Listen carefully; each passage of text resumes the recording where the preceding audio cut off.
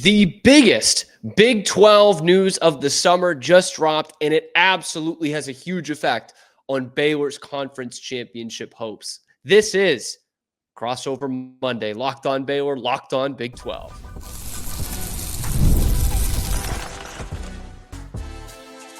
You are Locked on Baylor, your daily podcast on the Baylor Bears. Part of the Locked On Podcast Network, your team every day.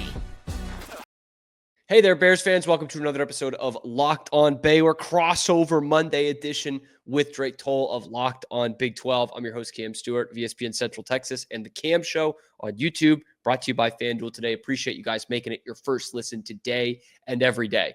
Going to get into our discussion with Drake Toll in a minute, but we did have to move some things around because an absolute bombshell comes on Sunday afternoon when Jake Retzlaff of BYU enters the transfer portal amidst all these allegations against him that probably would have had him kicked off the team anyway. This is probably a, hey, we're going to let you resign before we fire you kind of situation. And it absolutely changes the landscape of the Big 12 football schedule and the championship hopefuls in this conference going into 2025. And there's also an insane wrinkle that just came up this past weekend about Jake Retzlaff's case. It is the biggest news in the Big 12. That's where we're going to start with it. We're also going to go over this new kind of Big 12 ranking system from our old friend, JD Pickell.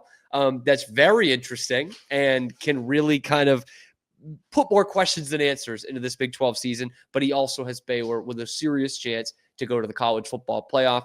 And we will talk about the thing that Dave Aranda can do to get on the forefront and make the Big 12 a better football conference, almost all by himself. So that's what we're going to do today. Let's toss it to the discussion. Jake Retzlaff in the portal, what this means for Baylor, and this new wrinkle that makes this probably the biggest sports story in the country happening right here in our conference. Let's do it. Happy Monday, everybody. Welcome to a Locked on Big 12, Locked on Baylor crossover. I'm Drake Toll from America's #1 Big 12 podcast, Locked on Big 12. Thank you for making this show or Locked on Baylor your first listen every single day. Cam Stewart is here, and you're going, Cam Stewart, the Baylor guy? Yes. Hosts a national show, The Cam Show, with Rogue Media that has followed the Jake Retzlaff story very closely. We'll also speak to Jake Hatch this week. It's A1. I mean, in Big 12 news, when possibly your #1 contender for the conference championship is likely without its quarterback, that is a massive story. And then when it's because of this, allegations of sexual assault, it becomes even bigger. But with the initial lawsuit coming in May, now Jake Retzlaff has countersued, and a lot of this is interesting to see the amount of evidence that Retzlaff's camp has released, from messages that the two shared in January of 2024, post the alleged incident, to even claims that she has been in cahoots with Utah football players or been, in situations with other football players that were not consensual. Retzlaff admitting to having sex with AG, as she is labeled in the case, but saying it was pleasant. That's the word that's used frequently throughout the case. That's where we will start. We'll also talk later in the show about some wild Big 12 preseason rankings, and then the honor code at BYU and how this plays into this. If you hit subscribe, we get to keep our jobs. You figured there'd be a countersuit. You figured that they would try to work quickly with fall approaching, and man, they kind of put all the evidence out on the table. Yeah, I think that, as someone who's just an amateur court case follower in the summer months, that is pretty quick. A month later to throw in a countersuit with that kind of evidence, that probably doesn't make it great for prosecution in this case. But it is kind of fascinating that you hear when he gets accused, right? And the lawyer comes out and says, "Oh, this is categorically false. None of this ever happened." And You're like, of course, you're the guy's lawyer.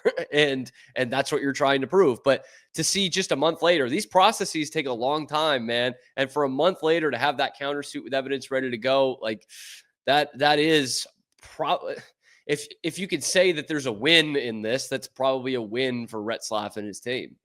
Yeah, they are countersuing to the tune of roughly $1 million, like $300,000 per 3 different accusations that they say are unequivocally false.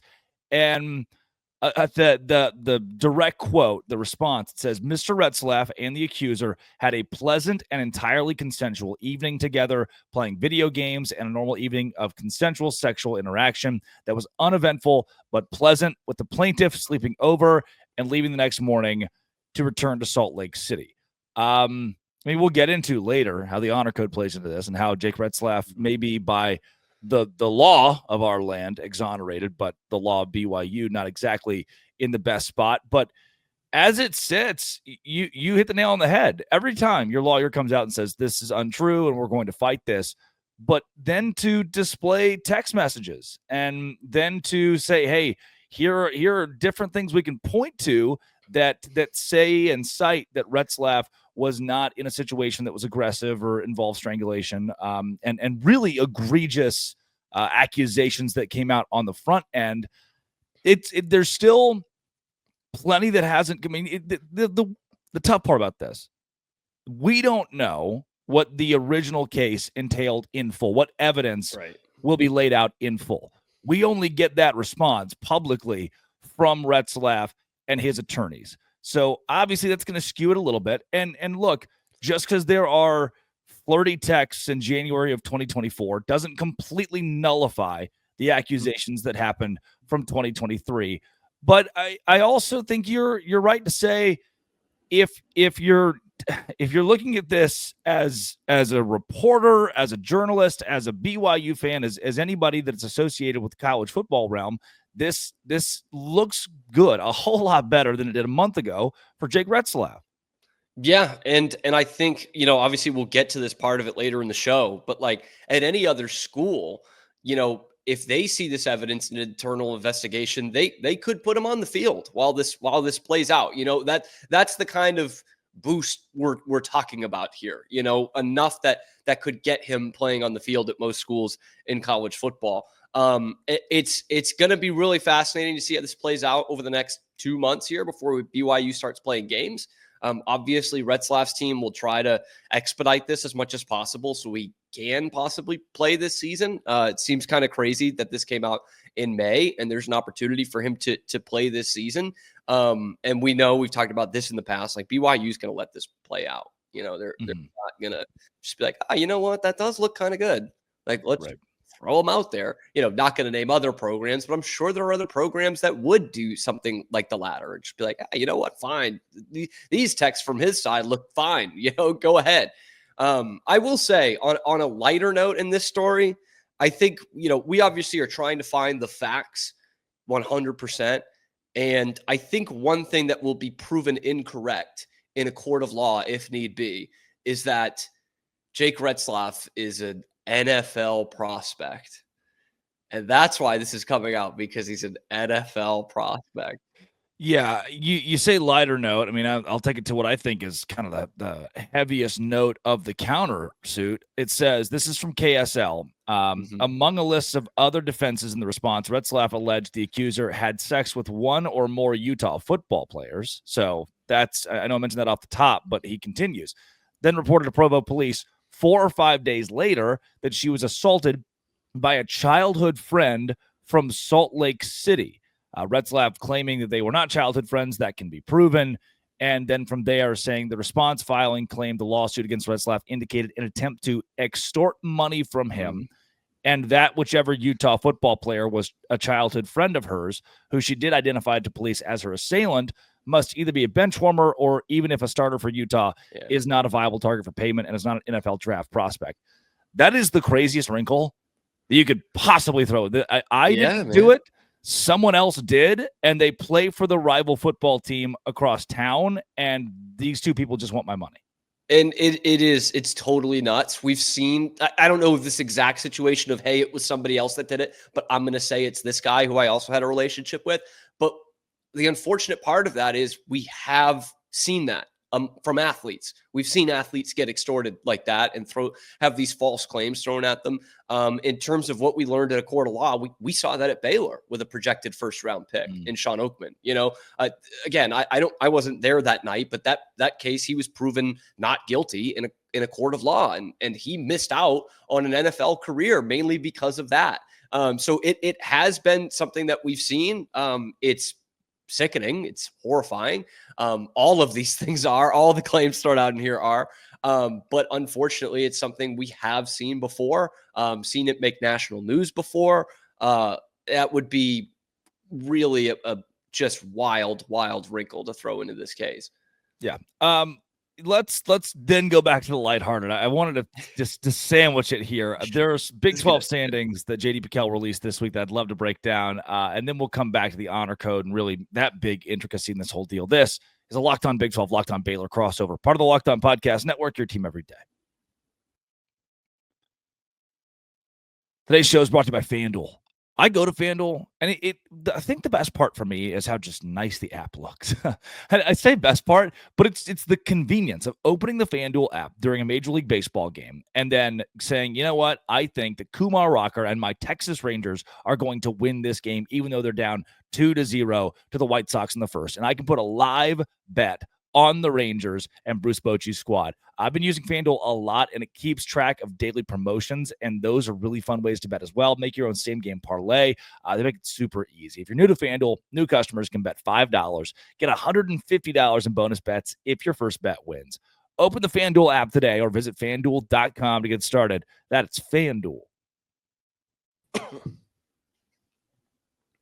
Old friend JD Piquel, former host of the hit Waco multimedia show Uptempo, released his Big 12 tiers this week and put Arizona and UCF at the bottom. That makes sense. That's his. Can we give the names of the tiers? I kind of like what JD did with this. Yeah. So tier number 1 says, I can explain it. This is him justifying the top 4 teams he puts in the Big 12. I'll bury the lead a bit and give you those 4 in a second. Then tier 2, I've got a feeling. The Black Eyed Peas tier. There's a chance here.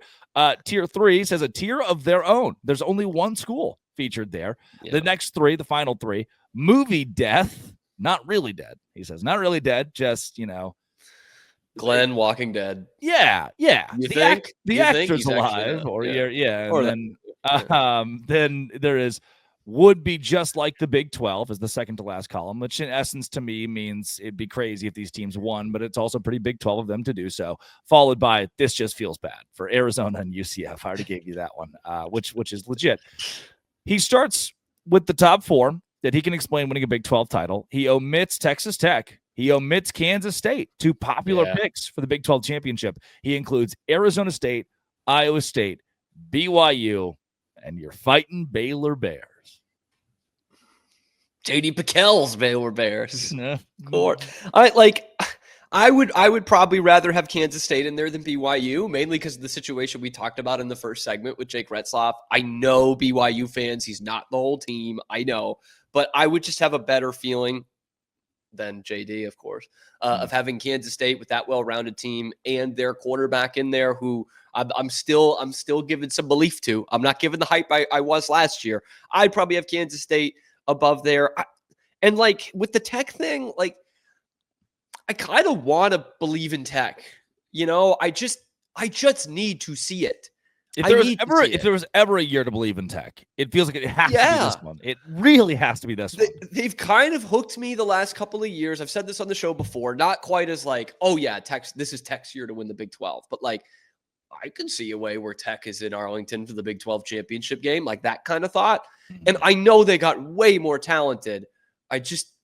They're one of those teams that is just a B word to rank, man. You just don't know where to put them.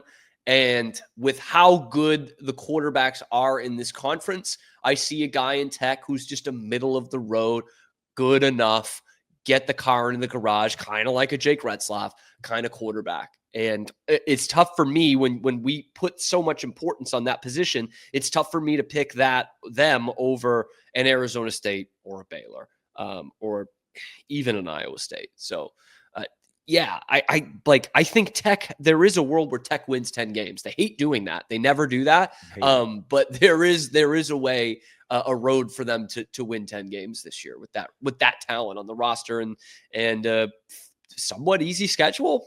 By Big 12 standards, pretty easy schedule. I don't mind there. I don't mind the way that theirs stacks up. Shehan Jayaraja just wrote a massive piece about Texas Tech, spent time in Lubbock. Really, really wanted you to read it too. Really made sure that was emphasized. Yeah. And at the heart of how I explain Texas Tech, it's just their best season, 8-4. Their worst season, 8-4. Like, oh, we got a good squad this year. Way to put That's it. probably 8-4. Like, oh, it's gonna be a tough one this year.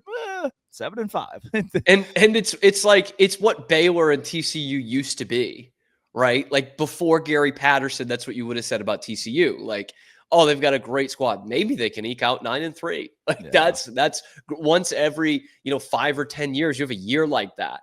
Or Baylor before Art Briles. Obviously, they had some good Grant Taft teams in the early '80s, but for a long time, it was like 8-4. That's a hell of a year for Baylor. And then they kind of take that next step. I don't know. Iowa State, same thing. Like they didn't win 10 games before last year, right? Even their best teams with a Super Bowl quarterback on the team leading it wouldn't get to 10 wins. That's the same thing we're dealing with Tech here. Let's pause what you just said. Best tight end in college football. Yep. The number 1 fantasy running back in the NFL. But the Super Bowl quarterback, Brock Purdy. Yep. And they went 6-6. It wasn't even failed to win 10 games. They went 6-6. Yeah. That was interesting. With a damn good head coach, too. Yes. A team like that in the Big 12. Like, again, we're not talking about a young, super talented SEC West team that they get still slaughtered by Alabama and LSU. And like, it sounds like I'm describing A&M here. But like, there's no reason that those teams, I would give 2 years of those teams at Iowa State didn't go 10-2. Like, no real excuse for that. Which they almost did. The year prior was like, oh, this is a really good Iowa State team, and they're bringing everyone back. And then they just decided to be bad. Yeah, there was that one. It was that year, and I don't remember which one it was that they did that. Was it 21? And they were top 15, maybe even top 10 going into the season. They lost to Iowa week 2, and then lost to Baylor in the first conference game. They were still ranked, and it just kind of fell apart after that. That's what it was. The year prior, they went to the Big 12 championship and played Oklahoma. Yes, and Matt Campbell was furious. If you can believe that. Then after, because his linebacker, was it Will McDonald? It might have been. Dear God, what a loaded Iowa State team was, I think, thrown out pretty immediately. And then Oklahoma goes on to win, and you're like, okay, it's fine, Iowa State, you're bringing everybody back, and hello, 6-6. That encapsulates, now that you mention it, a good portion of Big 12 teams that have kind of felt in that realm. I think Oklahoma State's exonerated from that. They have been consistently in that 9-10 win range over the course of Gundy's career. You could exonerate some of those good, solid, early Big 12 West Virginia teams that were great. I mean, there's been consistency for 3-4 years out of some Big 12 schools, and I don't know if we're seeing that yet, and maybe that's why Pikel's list looks the way it does, because we didn't expect Arizona State, and Baylor was 3-9 a couple of years ago, and a UCF miracle away from 2-10. Iowa State lost some major NFL production, and he stitle has them in that top category. In that second category, that's a big question for them. Yeah, I don't know if I'd put them top 4. I like their defense enough that I still have them kind of in this tier, but like going back to the Tech thing, like if we see by week 4 or 5 that this Tech thing is kind of working out, which I know is kind of getting ahead of the skis when it comes to this team, I would maybe rethink how I would look at Tech versus Iowa State. Yeah, it could work out. Tech could start 6-0 and then finish 8-4, which would be a very Texas Tech thing to do. And that second tier is TCU, Texas Tech, Kansas State. The closer we get to the football season, the more I'm kind of liking TCU. 2 NFL caliber wide receivers and a really good quarterback in Josh Hoover. TCU's dangerous. Yeah, I feel like I've kind of been pumping up the hype train a little bit for TCU of like, we're not looking long and hard enough at this team, but there's still a lot of question marks on that defense specifically. They've got to get a run game back. Their run game was horrible last year. It was non-existent. They couldn't stop the run either. Those are 2 things you need to have even in this quarterback-heavy Big 12 conference. I like Hoover a lot. I like the weapons he's got to throw to. There's still a lot of questions for me to think that they could compete for the conference title this year. Yep. The rest of this, I kind of struggle to argue with. He says Colorado's in a tier of their own, kind of that 8 spot with the Big 12. It's a good way to put it because I don't know what they are. He's not saying good or bad. It's like, I don't know. They were chomping at 10 wins last season, and they could certainly do that again. Deion Sanders proves he could win, and they also lost a Heisman Trophy winner and a 4th-round quarterback or 5th-round retired number quarterback. And past that, the movie Death features Utah, Kansas, Oklahoma State. I think he's a little low on Kansas. Utah and Oklahoma State. I also think Utah's due for a bounce back. Probably. I do want to talk about Oklahoma State for 1 second. Yeah, like if we're talking movie death, not really dead, this is Indiana Jones with that really annoying woman in Short Round, and they jump out of the plane on a raft into a river on the side of a mountain and just survive. That's Oklahoma State's not really dead. I don't see much from this team that I'm like, oh yeah, they're much better than last year. I'm not seeing it yet. I know they actually had a decent transfer portal too, not Tech, and not nearly at like the top of the conference, but they were decent at that.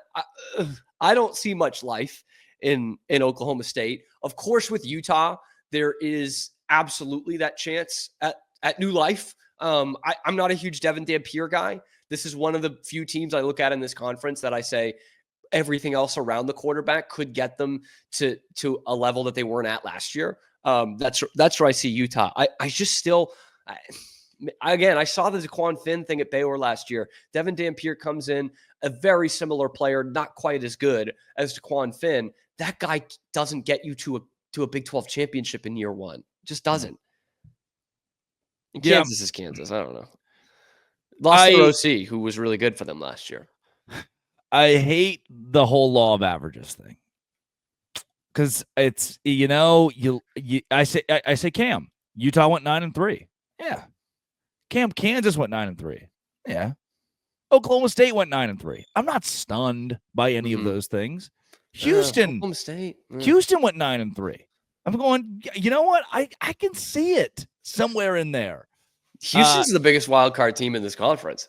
There's just they could be the Arizona State. Oh, did I just cook? Chat. Did I just cook? Did DCT cook right there?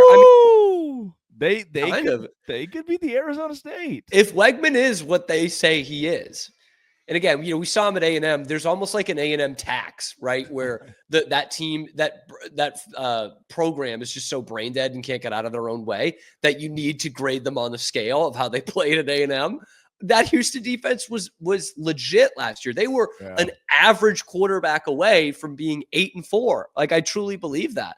And maybe they would have beat TCU by 4 touchdowns instead of 2. But if Connor Wegman is this guy, even as like a above average, pretty good Big 12 quarterback, they can really surprise some teams. Houston is my kind of like dark horse, make some noise, watch out for this team this year. I know we've gone kind of long here, but I'm continuing to remind myself how crazy the Big 12 is. Is it wild to say Willie Fritz might be, and this will come to fruition in 2 years, might be a top 3 head coach in the Big 12? Like he's been one of the best in college football, just under the radar, sneaky national champion at Sam Houston State, goes to Tulane and takes a program that was terrible, genuinely terrible, awful, and takes them to a Cotton Bowl win against Lincoln Riley's USC team. That's a good football coach. He's super impressive, man. Like if you want to play this down the road, like 2-3 years, that and say that Houston wins a Big 12 championship and is in a New Year's Six Bowl, for me, that puts Willie Fritz ahead of a lot of coaches in this conference, right? It could well put him ahead of Dave Aranda, depending on what happens in this next year or two at Baylor. He has as many New Year's Six, whatever they call them. And he would have done it with 2 teams in this scenario. He would have done it with 2 teams in 2 different conferences. So to me, that could be better than what Dave Aranda has done. That could be better than what, obviously, what Joey McGuire has done. Kalani Sitake, that would get you into the playoff if you win this conference, right? So it could be better than what Kenny Dillingham has done to this point.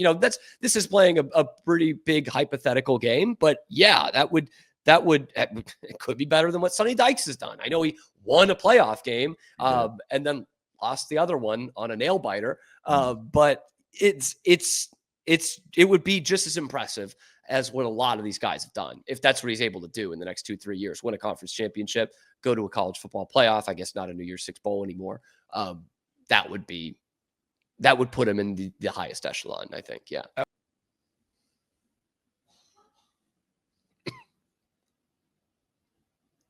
Last thing we got today, some more Big 12 news, but stick with me here because it's very Baylor centric, much like the Big 12 power rankings going into this season were.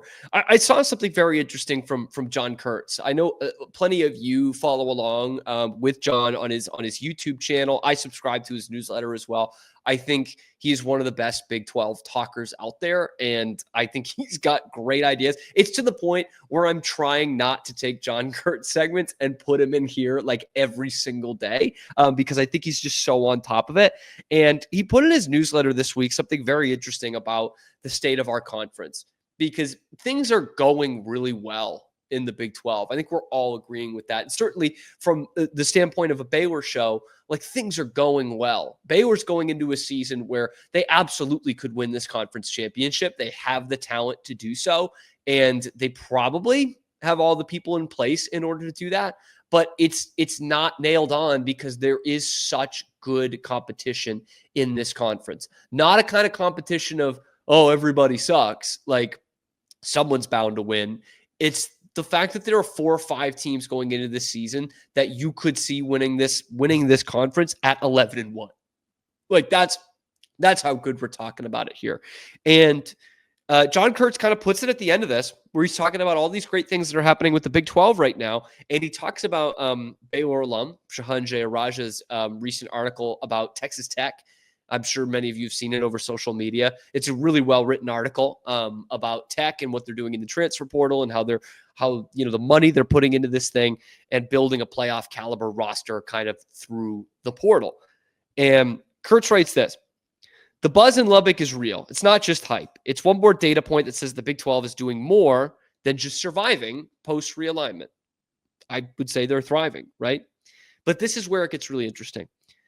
If the Big 12 wants to change the national narrative about this place in college football and their hierarchy, there's only one real way to do it: to win playoff games against the SEC and the Big 10.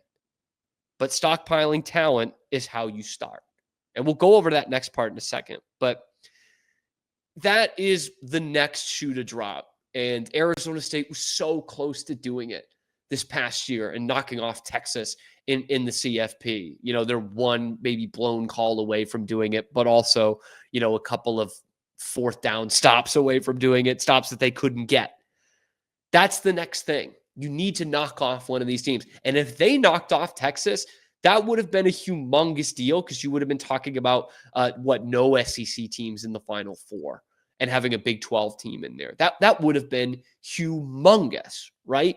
And I think this year is a path for the Big 12 to do something like that. Because if this conference plays out the way we think it's going to, they should have more than one team in the CFP. And I do think on a good year, like the Big 12 could have 3 teams in there. That's why I'm not taking the 2 auto bids, but that's a different story. The next part about this is another factor that Baylor could just slot right in. Because Baylor could be a CFP team this year. If they knock out a Big 10 team of the SEC in the college football playoff, that takes the Big 12 up a notch, and it's going to be Baylor doing that.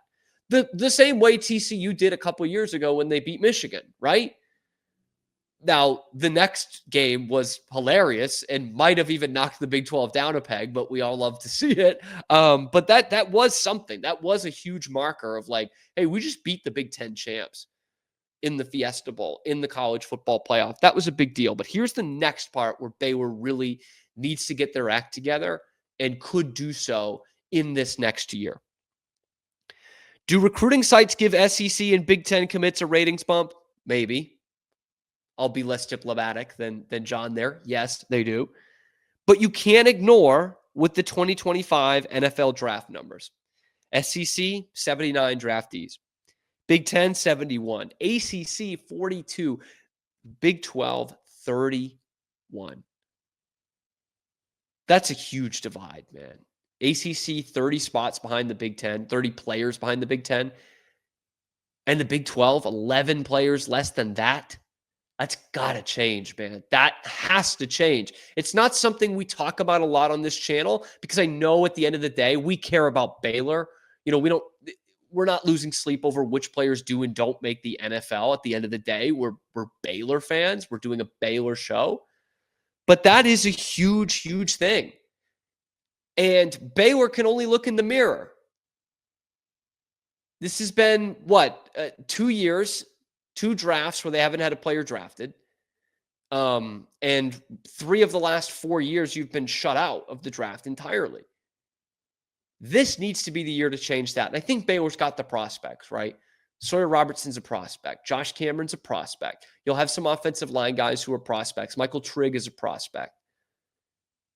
And we'll see which of these defensive guys in their last year who just came over will make that leap as well. Keaton Thomas could well be a prospect if he has a big year. He'll have 4 years of college football. So that is where Baylor can really help this conference this next year because it's got to be better. And look, if Tech is going to stockpile this kind of talent through the transfer portal, great. Get him drafted. That's also what's going to change a lot of the outlook on the Big 12. Maybe not necessarily from college football fans. Like this is a couple of steps away, right?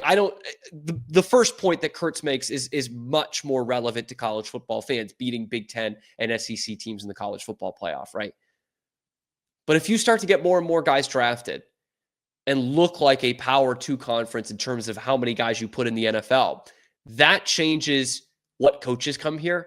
That changes what players come here, what kind of talent comes here, and that's what feeds the gravy train, man. That's what feeds it. If you start to put more guys in the pros, better players are starting to commit to you, whether it's through the portal or in high school, and then you start beating SEC teams. Then you start beating Big 10 teams. You're not even just doing it on the recruiting trail. You're doing it on the football field when that talent starts to come in. Baylor, for this Baylor show, has a huge opportunity to elevate the Big 12 in both of those fields this year. Beating Big 10 SEC schools starts week 1, by the way. Week 1. You don't even have to do it in the college football playoff. That's where it's going to make the most sense, right? That is where that's Kurtz's points, right? You're going to need to beat them in playoff games. But you can start by beating Auburn, a team that's starting to drum up plenty of hype in the SEC. You could beat them week 1. And then these guys got to start to go to the pros. That's what's going to elevate the Big 12. And those are 2 places where Baylor can start that renaissance this year. Let me know what you think about it in the comment section below. Let me know what you think about JD's rankings and that tier system and how Drake and I went over it, because I think there were a lot of question marks in there. And just about this whole Jake Retzlaff situation. Obviously, it's taking a bit of an ugly turn. It's all ugly turns. When it comes to a case like this. Obviously, unfortunately, we know that for a lot of Baylor fans who were around to see it 10 years ago almost. It's certainly taking a crazy turn. And in terms of the football field, it does open things up for some of these other Big 12 contenders like Baylor. Let me know what you think in the comment section below. Be sure to like and subscribe. Get involved in that comment section. I appreciate you guys making it your first listen today and every day. It's going to be a 3-day week this week, guys. We've got the holiday at the end of the week, and we only have to do 3 days a week here in the off season. That is going to change pretty soon. We'll be back to 5 days a week, and then next week we'll be back to 4. So, you're still going to get your Baylor off-season content. I've gotten some great responses in the comment section from the last video about some mailbag questions. If you guys, and I will address some of those this week, if you guys have something you want to hear talked about or covered in this off-season, just say it in the comment section, man. I'm checking it every day. We will get that covered for you. Anyway, thanks again for making it your first listen today and every day. We will see you tomorrow on another episode of Locked On Baylor.